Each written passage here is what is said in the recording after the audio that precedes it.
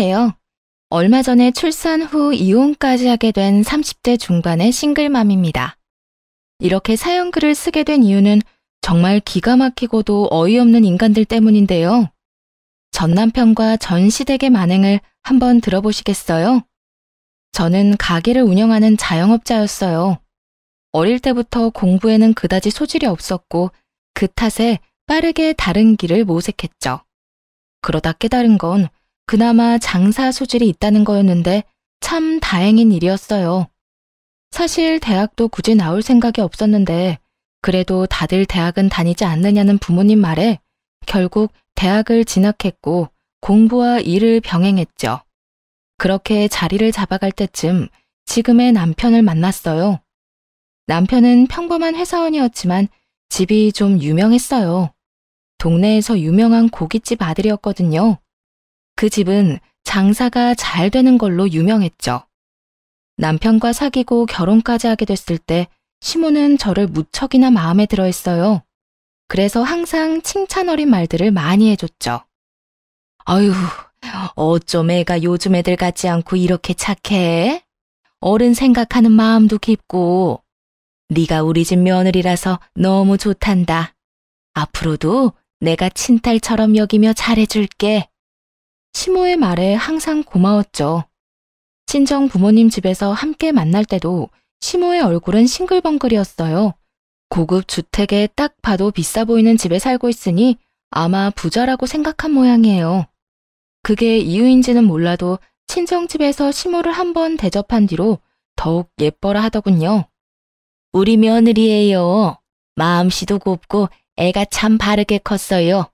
우리 아들이 아가씨를 참 잘 만났죠. 지인이나 친척분들에게 소개할 때도 칭찬 일색이더라고요. 하지만 시모와 함께하는 시간이 길어지면서 시모의 그런 말이 무엇을 의미하는지 점점 제대로 느낄 수 있었어요. 시모는 저를 좋아하는 것이 아니라 제가 줄지도 모를 돈을 좋아하는 거였다는 걸요. 하지만 이걸 깨달았을 때는 이미 결혼한 이후였고 시모도 처음에는 그리 과한 요구를 하지 않았으니 그저 이해하려고 노력했네요. 하지만 시모가 돈을 밝히는 정도는 생각보다 대단했어요. 저와 남편이 버는 돈은 비슷했는데 그 당시 친정으로부터 용돈을 따로 받고 있었거든요.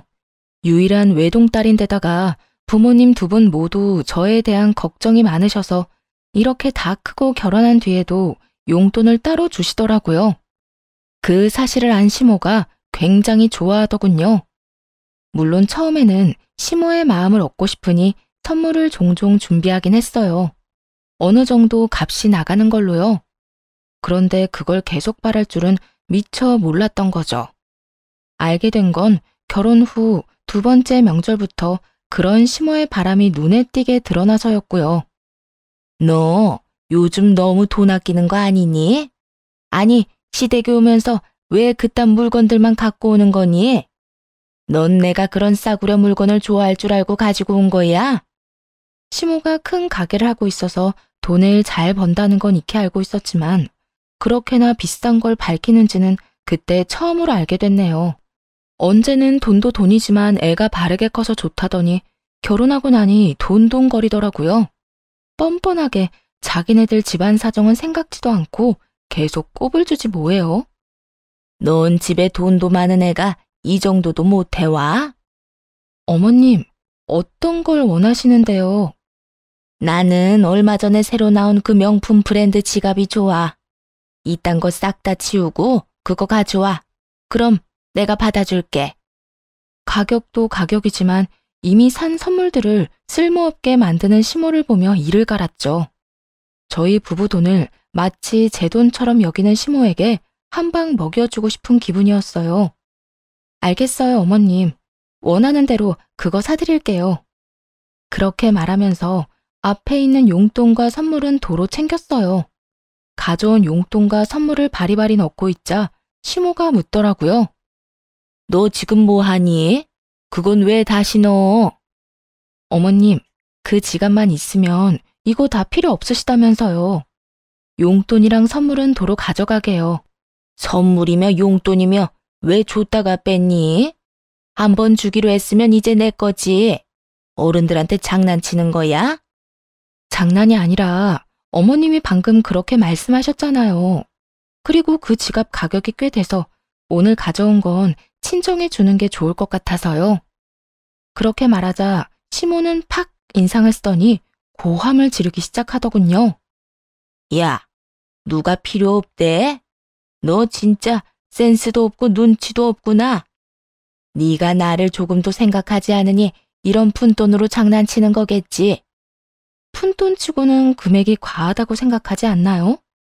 선물과 용돈까지 합하면 100만 원이 훌쩍 넘는데 그걸 보고 푼돈이라뇨. 그렇다고 저희 집이 엄청 잘 사는 것도 아니에요. 그저 생활에 곤란하지 않을 정도로 돈을 가지고 있는 것일 뿐이고요. 부모님이 살고 있는 커다란 주택도 부모님이 마련하신 집이 아니라 조부모님 집이었던 거였고요. 그런데 시모는 마치 제가 엄청난 부자인 것처럼 이것저것 요구를 하더라고요. 정말 그 정도 부자였으면 그런 거 해주고도 돈 아까운 줄 모르겠죠. 근데 전 평범한 자영업자이고 남들과 똑같이 돈 벌어서 제 돈으로 선물을 드리는 건데 이런 식으로 나오니 정말 화가 나더군요. 그래서 싸늘하게 식은 표정으로 남편에게 말했어요. 여보, 당신도 그 푼돈으로 우리 엄마한테 지갑 하나 사드려. 똑같은 걸로. 별거 아니지? 어머님이 푼돈이라잖아. 그 정도 푼돈도 없다고 하진 않겠지? 이 말에 남편은 당황한 듯 쳐다봤어요. 저야 태연한 표정이었죠. 그런데 시모가 남편 대신 엄청 화를 내더라고요. 얘, 너 점점 갈수록 웃긴다. 네가 뭔데 우리 아들한테 그런 걸 시키니? 그리고 그런 것 다 성의야, 성의. 너희 친정에서 잘해줬으면 우리 아들도 어련히 해줬겠지. 왜 그런 걸 강요해? 강요는 어머님이 하셨죠. 성의가 중요하다고 하실 거면 어머님 아들이야말로 저희 친정집에 그 푼돈보다는 훨씬 더 많이 성의를 보여줘야죠. 매달 받아 쓰는 용돈도 생활비로 다 나가는데 그렇지 않나요? 그렇다고 어머님이 저희한테 용돈을 주시진 않잖아요. 그래도 그렇지. 그런 걸 남편한테 다 떠넘기면 어떡하니? 너는 생각이 있는 거야, 없는 거야? 그리고 집도 잘 사는 애가 그 정도 돈 가지고 왜 이렇게 발끈하는 거야? 어머님이 모르시나 본데 저희 돈 따로 각출해서 양가 부모님 용돈도 드리고 선물도 사드려요. 근데 어머님 덕분에 저희 명절에 매번 나가는 돈 규모가 커졌거든요. 그게 무슨 말이야? 네 돈으로 우리한테 이런 거 해주는 거 아니었어? 제가 그런 큰 돈이 어디 나서 해주겠어요. 어머님한테 이렇게 해드리는 것도 친정에 해드리는 거 줄여서 해드리는 거예요. 어머님이 200만 원 넘는 성의를 요구하셔서 친정 부모님은 50만 원 정도밖에 안 되는 성의를 받으시거든요. 그렇게 이야기하며 시모를 째려봤죠. 좋게 보고 싶어도 도무지 안 되더라고요. 이야기를 할수록 더 열받는 건 남편 놈이 지 엄마 말릴 생각은 안 하고 그저 태평하게 구경이나 하고 있다는 것이었어요. 그러다 남편에게 친정엄마에게 명품 지갑을 사주라고 하니 그제서야 당황해서 허둥대는 꼴이란 그저 웃기더라고요. 이게 성의를 보이는 용돈이 맞나요? 매달 100만 원씩 용돈 주시는 친정에는 50만 원 주고 마는데 어머님은 아무것도 안 해주시면서 200만 원 넘게 받아가시잖아요. 그래놓고 원하는 선물을 지정하시기까지. 그렇게 이야기하자 시모가 입을 꾹 다물더군요. 하긴 분리할 땐 묵비권이 최고 아니겠어요? 근데 어떡하나요? 지 아들놈은 당장 발등에 불이 떨어졌는데 여보, 나 진짜 더 이상 낼 돈 없어. 어떻게 이번에도 당신이 좀 해주면 안 될까? 그리고 장모님 비싸고 이런 거 별로 안 좋아하시잖아. 그런데 굳이 꼭 해드려야 돼? 이런 상황에서도 제게 떠넘기려는 듯 남편놈이 울상을 지으며 불쌍한 척을 하더군요. 그래서 냉정하게 말해줬죠. 안 좋아한다고 싫어하는 건 아니지. 비싸고 좋은 거 누가 싫어해? 우리 엄마도 비싼 거 좋아해. 다만 벌어서 저축해야 될 시기에 그런 식으로 우리가 돈 쓰는 거 별로 반기질 않아서 그러시는 거지. 다 우리 생각해서 용돈도 주시는 거고. 그러면 항상 했던 것처럼 하면 되잖아. 아니면 이 선물들 장모님한테 갖다 드리면. 근데 당신도 정말 염치 없다. 당신 부모님은 원하는 브랜드까지 골라서 명품 지갑 사달라고 당당하게 요구하는데 어떻게 우리 집에는 50만 원으로 퉁치자고 말할 수가 있어? 한두 번도 아니고. 내가 언제 퉁치자고 했어? 그냥 장모님이 그런 거 안 좋아하시니까 안 하는 게 낫지 않냐고 물어보는 거지. 그럼 당신 어떡할래? 둘 중에 하나 골라. 친정이랑 시댁 규모를 맞출 거면 어머님 걸 줄이는 게 나을까? 아니면 친정에 주는 걸 늘리는 게 나을까? 양가 똑같이 하게 되면 너도 그만큼 더 내야 돼. 지금도 내가 더 내고 있잖아. 왜 그렇게 빡빡하게 물어? 이때까지 잘했잖아. 그냥 그렇게 하면 되지. 그렇게 할 수 없도록 어머님이 말씀하시잖아. 여태껏 뭐 들었어? 이해가 안 돼?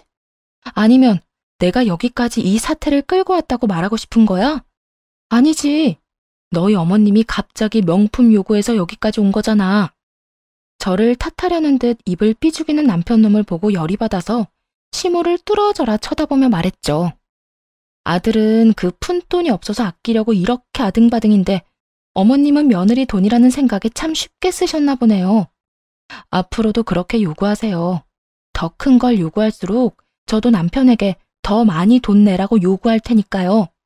그 이야기에 시모가 입술을 꽉 물더군요. 분리할 때마다 나오는 버릇인가 보죠. 그걸 보니 체증이 좀 내려가는 기분이었어요. 솔직히 이쯤 되면 그만하라고 말할 줄 알았거든요. 아니면 패배 선언이라도 할 줄 알았는데 시모는 전혀 가타부타 말이 없더라고요. 머릿속에서 이리저리 저울질하는 모양이었죠.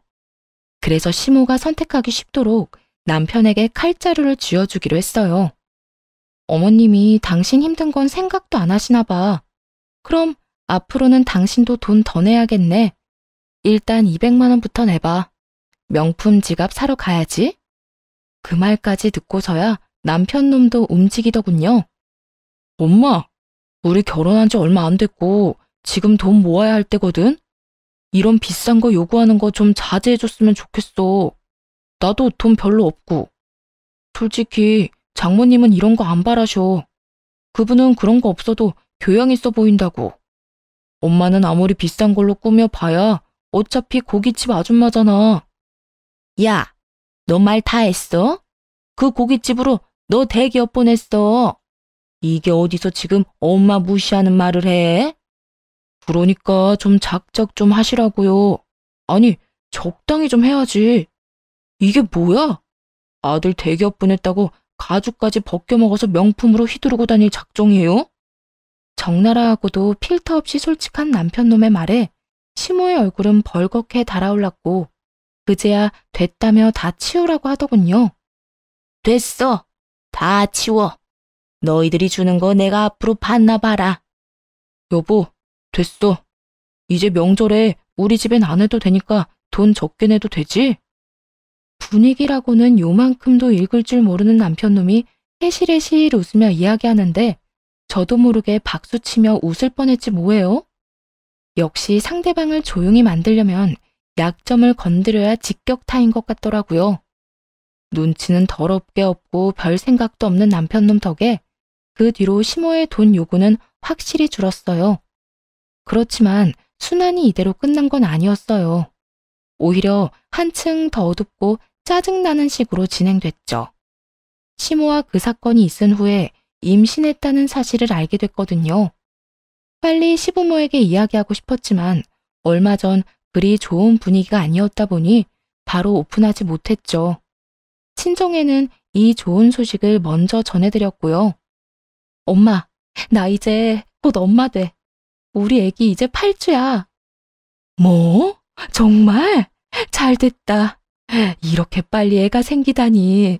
엄마가 너무 느긋하게 생각하고 있었나 보네. 조리는 친정에서 할 거지? 엄마 힘들게 어떻게 그래. 자주 애기 데리고 갈 테니까 조리는 조리원에서 할게요.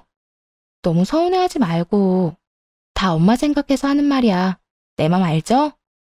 친정엄마는 몸이 많이 약한 분이세요. 만성적인 무릎 통증이며 혈액순환 장애로 고생하시는데 그런 어머니에게 산후조리라는 힘든 일을 시킬 수는 없었죠. 하지만 만약 그때로 돌아가서 고를 수만 있다면 고민 없이 어머니를 택할 거예요. 이런 일들이 벌어질 줄 알았다면요. 이때 친정엄마는 서운해하면서도 축하한다고 인사해줬어요. 그런데 그날 이후로 친정이 부산스러워지더라고요. 이사 준비를 한다고요. 깜짝 놀랐죠. 그 주택에서 부모님이 계속 살 줄 알았거든요. 어디 마음에 안 드는 게 있거나 관리하기 힘들었나 보다 하는 생각을 했죠. 친정엄마가 그 집 관리하기 힘들다고 말한 적이 몇 번 있었으니까요. 차라리 같은 평수라면 아파트로 가고 싶다고요. 저야 주택이 더 좋았지만요. 친정 부모님이 이사 준비에 바쁜 이때부터였을 거예요. 시모가 저를 보는 눈빛이 달라졌다는 게 피부로 느껴지더라고요. 지난 명절에 명품 지갑 사건 이후로 시모가 저를 곱게 보지 않는다는 건 알고 있었지만 더 나아가서 아예 눈빛이 감시하는 것처럼 바뀌었더군요. 시모가 저런 식이니 애를 임신했다고 직접 전하기가 좀 꺼려질 정도였으니까요. 그 소식을 남편에게 말해달라고 부탁했을 정도면 말 다 한 거 아닌가요? 남편은 정말 아무 생각 없이 시댁에 가서 임신 소식을 전하고 왔더라고요. 그런데 그날 이후부터 남편도 뭔가 대면대면하게 변한 것 같은 기분이 들었어요. 이상하다 싶었지만 시모에게 싫은 소리라도 들었나 싶었죠.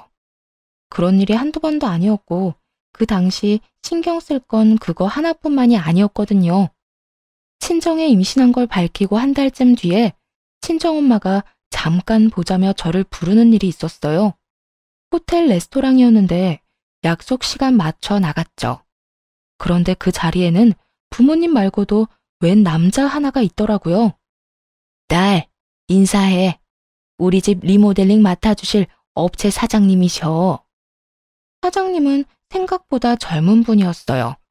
인사를 하고 앉으며 물었죠. 엄마는 엄마네 집 공사하면서 왜 딸을 불렀어? 아, 맛있는 거 사주려고? 아니, 엄마 작은 평수로 이사 가는 곳은 이미 리모델링이 다 된 집이라 조금만 고치면 돼. 이분은 너희 집 고쳐줄 분이시지.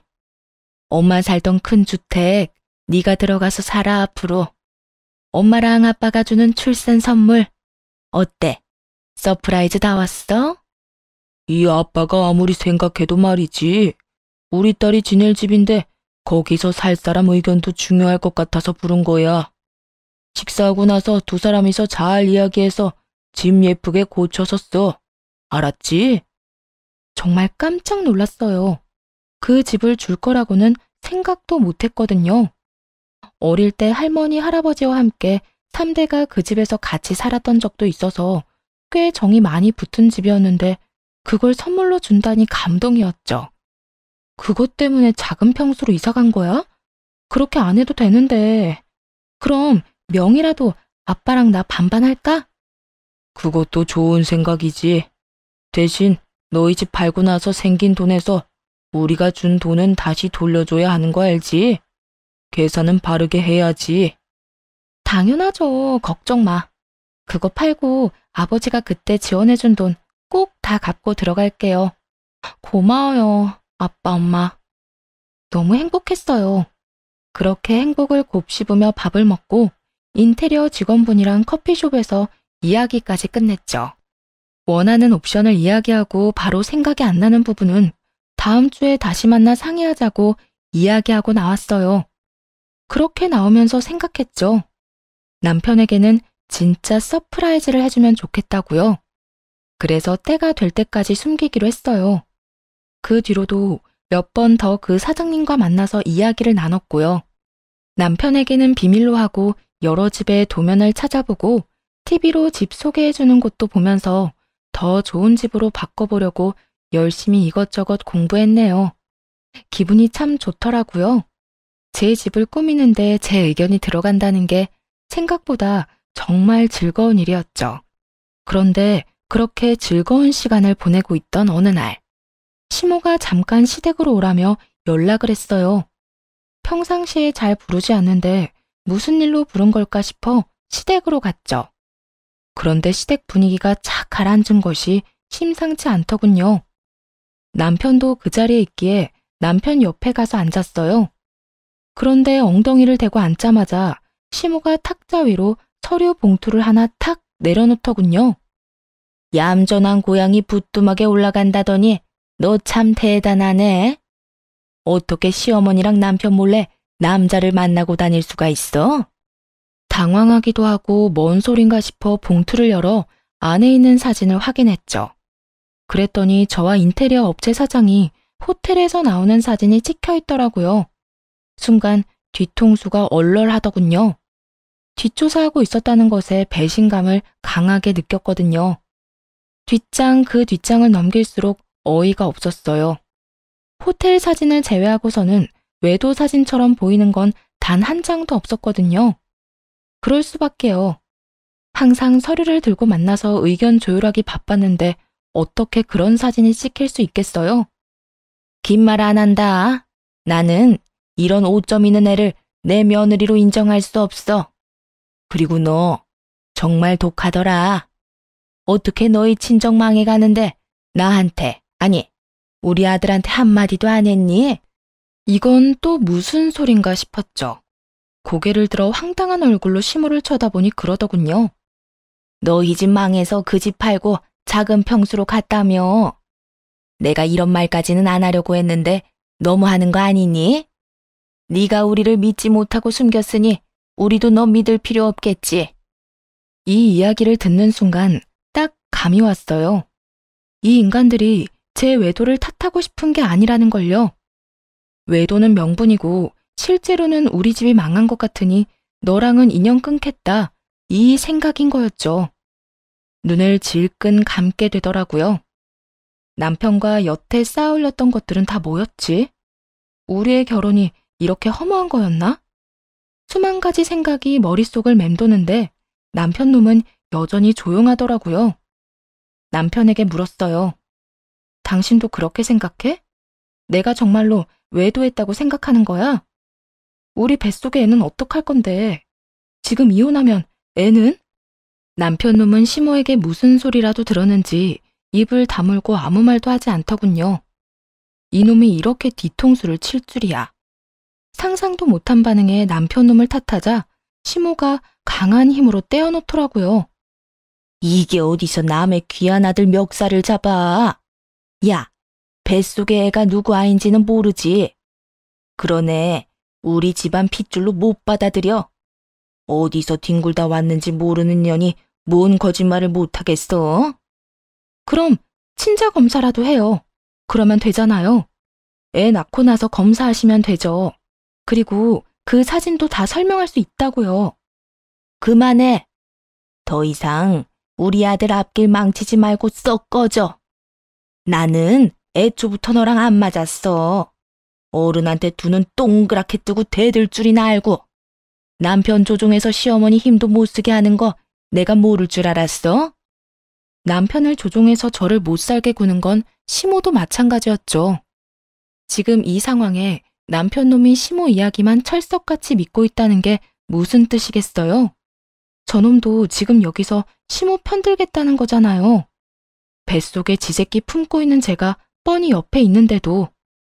우리 집에 너 반겨줄 사람도 없고 너하고 잘해볼 사람도 없어. 그러니 당장 이 집에서 나가라. 그리고 이혼 소송 판결 나는 대로 그 집도 싹 다 팔아치울 거야.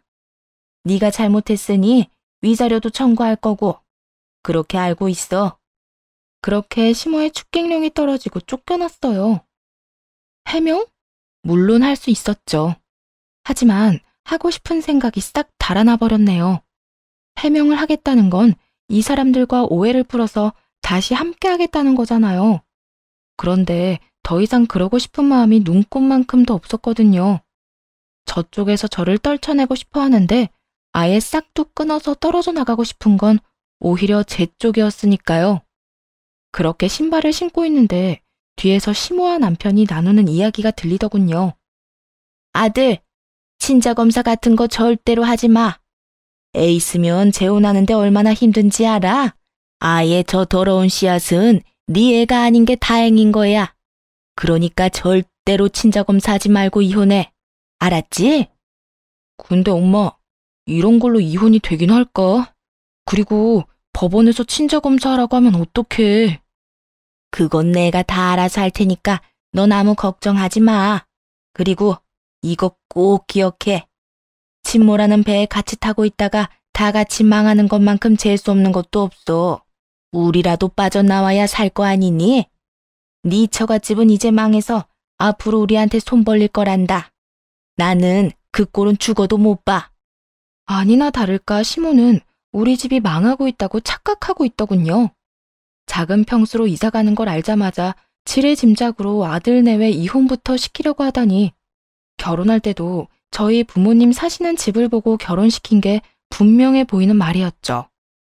왜 친정 부모님이 그 집을 팔기로 했는지에 대해선 이혼 전에는 저 인간들에게 알려줄 생각이 사라지게 하는 말이었고요. 집으로 돌아와서는 남편을 기다렸어요. 마주치고 싶지 않았는지 아주 늦게 오더군요. 잠도 자지 않고 기다리고 있던 저를 본 남편이 한숨을 푹 쉬더군요. 당신 정말로 나랑 헤어질 생각이야? 어머님 없을 때 말해봐. 이거 네 생각도 어머님이랑 똑같아? 뱃속의 아기는 생각 안 해? 아, 이야기 다 끝났는데도 또 꺼내야 되겠어. 솔직히 먼저 수상한 행동한 건 당신이 맞잖아. 너 그 말도 안 되는 외도 사진 믿는 거야?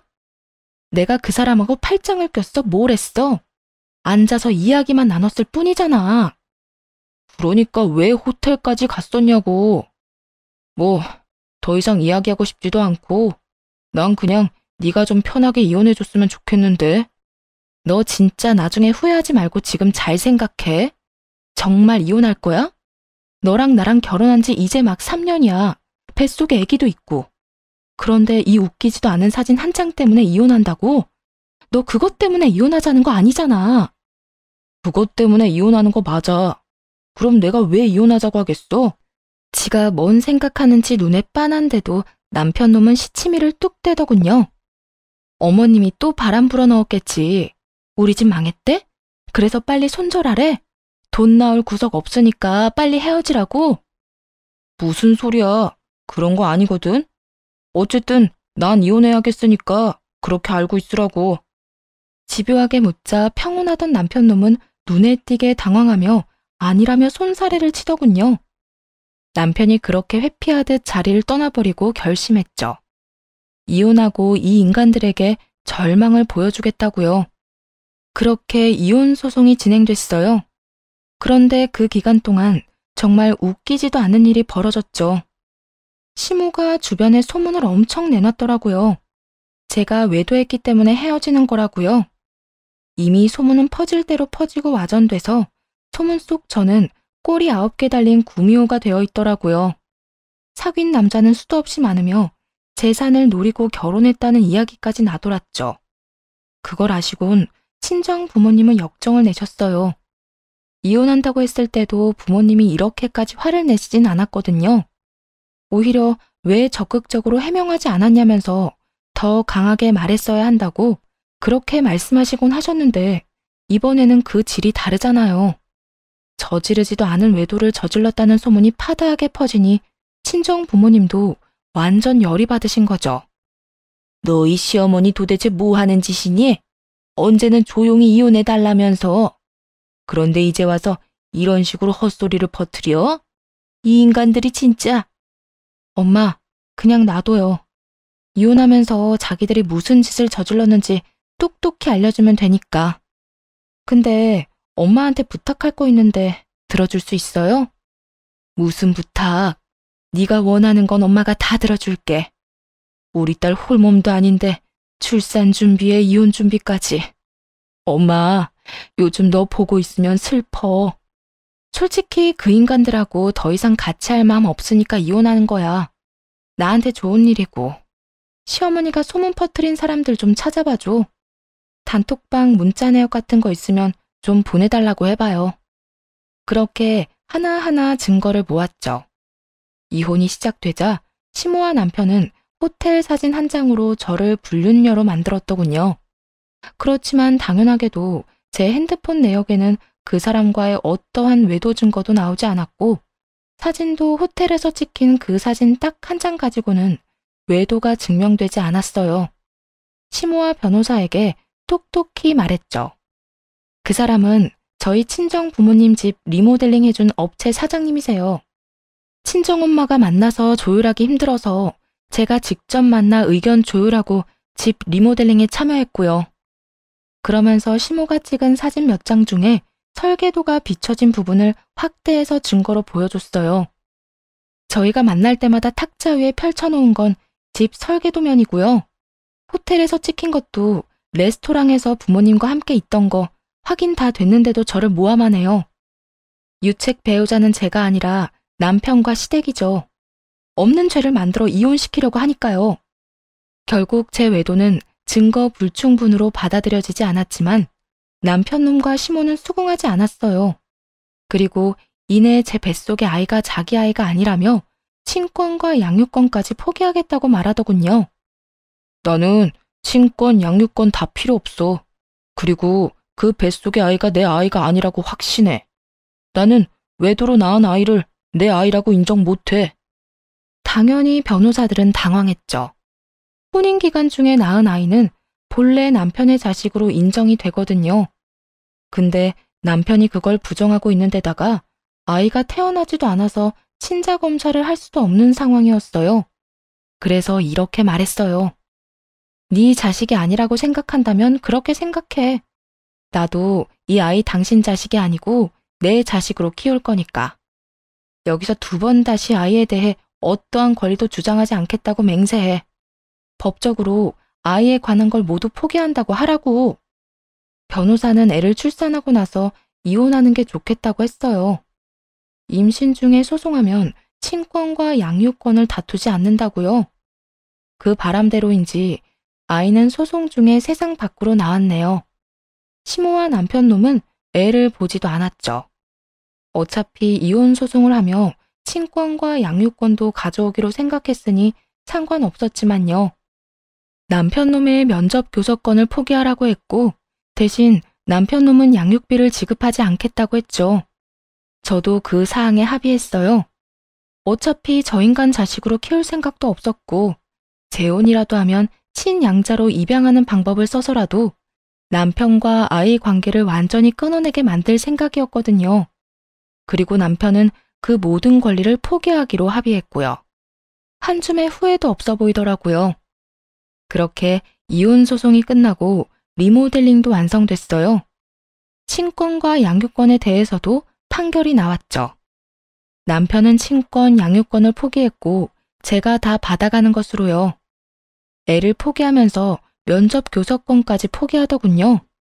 애 보러 오라는 말도 하지 말라는 뜻처럼 느껴져 기분이 굉장히 더러웠어요. 그리고 판결 난 날 바로 짐을 쌌어요. 리모델링이 된 집으로 들어가기로 했거든요. 시모는 제가 진짜로 나가는 건지 쓸데없는 물건을 가지고 가진 않는지 확인하려는 듯 제 옆을 서성거리더라고요. 결혼한 지 3년 만에 이혼하는 거라 가전이나 가구며 다 새 거였어요. 그래서 그건 다 가지고 가기로 했죠. 혼수는 제가 다 해왔거든요. 그렇게 이 사업체 사장님이 오셔서 집 주소를 한 번 더 확인할 때였어요. 시모가 옆에서 그 집 주소를 듣고 있다가 의아한 듯 그러더군요. 그 집 너희 친정엄마 집 아니었니? 근데 왜 네가 그 집으로 들어가? 거기 팔았던 거 아니야? 그래서 너희 부모님은 작은 평수로 옮겨간 거 아니니? 아닌데요? 저희 부모님이 출산 선물로 리모델링해서 주기로 한 거예요. 출산에 맞춰서 청소까지 끝나서 들어가는 거고요. 이혼했으니 이제 저랑 애랑 둘이서 살겠죠. 뭐? 너희 집 망한 게 아니었어? 넌 그런 걸 왜 말 안 했어? 그럼 그 집 명의가 설마 네 거야? 네. 아버지랑 공동 명의로 할까 고민 중이에요. 아쉽네요. 거기서 새 식구 알콩달콩하게 살 줄 알았더니 둘이서 살게 됐네요. 같이 살 사람이라도 빨리 구해봐야겠어요. 그렇게 말하고 있는데 시모가 부들부들 떨더군요. 남편 놈도 떨떠름한 표정으로 저를 쳐다보고 있었어요. 그 집을 너 혼자 쓴다고? 그럼 내가 왜 그 집까지 해가면서 그럴 리가 없어. 내가 왜 너랑 우리 아들 이혼을 시켰는데? 제 외도 때문 아니었어요? 하긴 그것도 사실이 아니었으니까요. 그냥 이혼시킬 명분이 필요했던 거잖아요. 아, 그 건은 명예훼손으로 소송 들어갈 거니까 그렇게 알고 있으세요. 명예훼손이라니? 우리가 언제 그런 짓을 했다고? 주변 사람들한테 소문 다 내셨다면서요. 제가 외도했다고. 어머님이 단체 톡방에 다 퍼뜨리셨더라고요. 증거, 증인 모두 충분하니 무혐의는 아닐 거예요. 며느리 모함해서 이혼시킨 집인데 그 모함 2번이라고 못할까요? 선자리는 들어오려나 모르겠네요. 재혼 빨리 시키고 싶어 하더니. 이 말에 시모가 바락바락 우기더군요. 그게 왜 명예훼손이야? 나는 사실을 말한 것뿐인데. 이게 다 네가 말을 제대로 안 해서 벌어진 일이잖아. 서프라이즈 생각했거든요. 그리고 말 안 해서 결과적으로는 무척 다행스러웠죠. 당신네들 음험한 속내 알게 돼서 그대로 놔뒀으면 돈 뜯어내려고 안달이 났겠죠. 결국 명예훼손도 진행됐고 시모는 벌금형을 받았어요. 주변 사람들이 다 알게 됐으니 시모는 순식간에 피해자에서 가해자가 됐고요. 시모는 이 동네에서도 꽤 큰 가게를 운영했기에 아는 사람도 많고 단골도 많았는데 이 이야기는 순식간에 소문으로 번졌죠. 그렇게 제가 떠나고 시모와 남편이 몇 번이나 집으로 찾아왔어요. 조리원에서 나온 뒤에도 친정 부모님은 새로 이사간 집이 아니라 제가 들어간 그 집에 머물고 계셨거든요. 남편과 시모는 얼굴에 철판이라도 깔았는지 계속 찾아와 하소연했어요. 예, 내가 오해가 있었어. 내가 다 잘못했으니 우리 손주라도 좀 보게 해주면 안 되겠니? 우리 손주라뇨. 제 아이는 제가 혼자 낳은 제 아이예요. 아주머니 손주가 아닌데요. 그렇게 말하자 현관문 앞에서 집에 들어오지도 못하고 쳐다보기만 하던 남편놈이 다급히 말하더군요. 여보, 어떻게 철련을 끊어? 우리 애가 어떻게 내 애가 아니라는 거야? 불과 몇 개월 전에 내 뱃속의 애가 네 새끼가 아니라며? 왜 갑자기 내 애가 네 애가 돼? 단체로 정신이라도 나갔어? 면접 교섭권도 포기한 인간이 갑자기 부성애라도 생겼을 리는 없고. 왜? 당신도 이 집이 탐나? 그런 거 아니야, 얘. 우리는 그저 손주만 보고 싶을 뿐이고. 그때 친정어머니가 애를 안방에 재워놓고 나오시면서 말했어요. 누가 손주야? 우리 손주가 왜 그쪽 손주인데? 우리 집 망한 줄 알고 인연 끊으려고 애도 자기 핏줄 아니라더니 왜?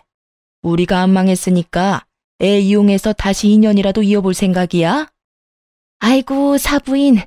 우리가 그런 생각으로 온 거 절대 아니에요. 사부인은 무슨 사부인? 그렇게 부르지 마. 그럼 이 집이 탐나서 왔겠네. 속이 하도 투명해서 잘 보여. 우리는 이제 그쪽 집에 줄 거 하나도 없으니까 찾아오지 마세요. 우리는 이혼하면서 그쪽 집안이랑은 상종도 안 하기로 했으니까. 사부인, 그러지 마시고 애기 친자 검사라도 해서 애 아빠가 우리 아들인 거 밝혀야죠. 지금 다들 오해하고 있을 텐데. 시모가 그렇게 이야기하자 친정엄마가 한 번 더 열이 뻗쳤는지 시모에게 소리를 버럭 질렀어요. 그 오해를 누가 먼저 만들어서 퍼뜨렸는데? 지금 생각해도 속에 천불이 나는데 친자 검사? 당신들 핏줄인 거 증명할 생각 없어. 어떻게든 인연 만들어 놓으려고 하는 게 눈에 보이니 열받더군요. 뱃속의 애가 남편 애라고 할 때는 친자 검사하지도 말라며 어떻게든 영 끊어내려고 했던 인간들이 이제 와서 친자 검사를 하자고요. 손주를 이용해서 무슨 짓을 할 줄 알고. 여보, 우리 애가 아직 어리잖아. 혼외자 딱지 달고 살게 하는 게 얼마나 잔인해. 그냥 우리끼리 다시 합쳐서 살면 될 일이야. 이렇게 쉬운 일을 왜 둘러가려고. 네가 네 입으로 변호사 앞에서 네 자식이 아니라고 말하지 않았어? 이 한 입으로 두 말하는 놈아. 넌 사람 새끼가 아니라 멍멍이 새끼야. 친자 검사? 절대 안 해줘. 앞으로 다른 사람 만나서 재혼하면 그 사람을 아빠로 만들어줄 거야. 이 말에 심오한 남편 놈이 아주 사색이 되더군요. 너무 강경해 보였는지 일단은 피할 생각인 듯 다음에 오겠다며 쫓기듯 밖으로 나갔죠. 친정엄마는 그 사람들 나가자 소금을 들고 와서 밖으로 휙휙 뿌리고는 큰 소리로 소리를 꽥 질렀어요. 다 들으라는 식으로 말이죠. 재수가 없으려니까 별 미친 것들이 집에 들어오고 난리야. 그러고는 집에 들어오며 그러더군요. 그 인간들 내가 가만둘 것 같아? 가만히 이대로 끝내고 조용히 지나갔으면 몰라도 집에 와서 이런 짓까지 저지른 건 용서 못해. 누가 이기나 보자. 친정 부모님은 이걸로 끝낼 생각이 없으신 모양이더군요. 저도 마찬가지였지만요. 제가 이혼하자마자 부모님은 새로 산 아파트부터 처분했어요. 부탁드렸거든요. 제 아들과 저와 함께 이 집에서 살아달라고요. 그 큰 주택에 아들과 저는 2층만 써도 상관없었고 혹시라도 재혼이라도 하게 되면 전 남편에게 받은 아파트 반값 금액이랑 위자료로 다시 집을 구해서 나가서 살면 되는 일이었기도 하고요. 그 전까지는 어떻게든 부모님과 함께 하고 싶었어요. 그걸 알고 부모님도 그 작은 평수의 아파트는 처분한 거죠. 그렇게 1년 반쯤 지나니 애를 키우는 재미가 있었어요. 그러다 아이를 어린이집에 맡기고 이래저래 생활하던 중 같은 어린이집에서 아이와 함께 출퇴근하는 한 남자와 알게 됐어요. 제 아이보다 딱 1살 많은 여자아이를 키우는 아버지였는데 출퇴근 시간이 비슷하다 보니 자주 마주치게 됐죠. 그리고 아이들 부모 참여 수업에서 그 사람도 저도 이혼하고 홀로 아이를 키우고 있다는 걸 알게 됐고요. 알면 알수록 참 좋은 사람이라고 생각했고 아이들도 친했기 때문에 그렇게 저희도 가까워졌죠. 아이를 홀로 키우는 싱글맘 싱글대디라 그런지 이야기가 다른 사람들보다는 좀 더 잘 통했고 일단 편안했어요. 제가 싱글맘이라고 하면 잘 이야기하다가도 멈칫하며 눈치를 보는 사람들이 많았거든요. 그러면 이야기에 제한이 생기게 되고 저도 그런 그룹은 빠지게 되고요. 그런데 이 사람과는 환경이 비슷하니 친해지게 되더군요. 그렇게 깊게 고민하고 생각한 끝에 그 사람과 재혼하게 됐네요. 서로의 사정에 대해 잘 알고 있으니 저도 그 사람도 거릴 것 없었죠. 그렇게 이혼한 지 3년 만에 새로운 사람과 새로운 만남을 하게 됐어요. 친정 부모님은 이 사람을 무척이나 마음에 들어 하셨어요. 싹싹하고 예의 바르고 처갓집에 잘한다고요. 재혼한 남편의 부모님은 일찍 돌아가셔서 시댁이라고 할 만한 것도 없었죠. 결혼 안 한 여동생만 있었거든요. 사실 시부모가 없다는 사실만으로 이렇게나 안심하는 저를 보며 아직도 그 인간들에게서 벗어나지 못했구나 하는 생각도 들었네요. 그리고 친정 부모님은 새로 가게를 하나 차리셨어요. 전 시모가 운영하던 가게 옆에다가요. 그것도 똑같은 고깃집으로 말이죠. 어머니가 생각보다 시모에게 갚고 싶은 게 많았던 모양이었어요. 저는 이제 제 인생을 찾아가고 있었는데 엄마에게는 여전히 현재 진행형이었던 거죠. 어느 날 전 시모와 마주쳤는데 그날은 재혼한 남편과 두 아이를 데리고 친정엄마 가게에 고기를 먹으러 간 날이었어요. 그런데 옆집인 전 시댁 가게는 아주 한산하더군요. 알고 보니 엄마가 가게 열고부터 그쪽 집으로는 사람 발길이 뚝 끊겼대요. 전 시모가 저를 발견하더니 와서 하소연하더군요. 얘, 너희 엄마 좀 말려봐. 이러다 우리 가게 완전 폐업하게 생겼어. 오픈한 건 그렇다 쳐. 그런데 그렇게 공격적으로 할인 행사를 하면 아니, 도대체 우리는 어떡하라는 거야? 저한테 말씀하셔도 제가 해드릴 수 있는 게 없어요. 가게는 어머니 소관이고 어떤 방침을 쓰던 저랑은 상관없으니까요. 저는 남편이랑 애들하고 그냥 같이 밥 먹으러 온 것뿐이에요. 남편? 너 벌써 재혼을 했단 말이야? 우리 아들은 지금 아무도 못 만나고 이혼남으로 혼자 지내고 있는데? 네, 참 좋은 사람이에요. 누구랑은 다르게 욕심도 없고 무엇보다 시부모님도 안 계시거든요. 제 아들도 자기 아들처럼 살뜰히 잘 보살피고요. 걔는 우리 손주야. 피는 못 속인다고. 그때 친정엄마가 나타나서는 시모에게 소리를 질렀어요. 누가 누구 손주야? 앞으로 그딴 헛소리 짓거리면 고소할 거야. 남의 딸 억울하게 흠집을 내놓고서는 이제 와서 우리 딸한테 뭘 부탁하는 거야? 염치가 있어? 나는 당신네들 망할 때까지 안 끝낼 거야. 친정엄마가 단단히 마음을 먹었더라고요. 그렇게 전 시모를 쫓아내고는 재혼한 남편, 아이들은 친정 부모님과 즐거운 시간을 가졌죠. 밥도 맛있게 먹고 사진도 찍고 즐겁게 놀았네요. 전 시모는 씁쓸한 표정으로 이쪽만 바라보고 있었고요. 하긴 얼마나 아깝겠어요? 이 모든 걸 자기들이 가지고 있을 수 있었을 텐데요. 아니, 그대로 뒀다면 다 자기들 것이었겠죠. 그런데 잘못된 선택으로 결국 스스로를 망하게 만들었으니 결국 전 시모는 몇 주 지나지 않아 가게를 폐업했더라고요. 엄마에게 물어봤어요. 근데 장사도 엄마보다 더 오래 해서 단골 손님도 많을 텐데 왜 폐업까지 하게 됐어? 그 정도로 안 되지 않아 보였는데. 저 가게 지탱해 준 게 어디 동네 손님뿐이겠어? 아는 지인들이며 단골들이며 다들 소문을 들었겠지. 장사라는 건 평판이 무엇보다 중요하다. 며느리 잘라내려고 외도했다며 누명 씌운 인간한테 사람들이 찾아갈 리 있어? 아, 그렇게 됐나? 그래. 소문의 주인공 두 사람이 같이 나란히 붙어 있는데 어딜 가겠어? 다 심리적으로 마음이 쓰이는 곳에 가게 돼 있어. 이미 저 인간은 명예훼손으로 벌금형까지 받았으니까 사람들이 은연중에 멀리하고 싶은 거겠지. 지가 다 뿌린 거야. 그렇게 전 시모의 가게는 또 쫓겨나듯 폐업하고 사라졌어요. 돈돈거리면서 친정 이용하다가 망할 것 같으니 바로 발 빼려고 며느리한테 누명까지 씌우던 사람이었으니 결국엔 빠른 손절이 답이었다고 생각해요.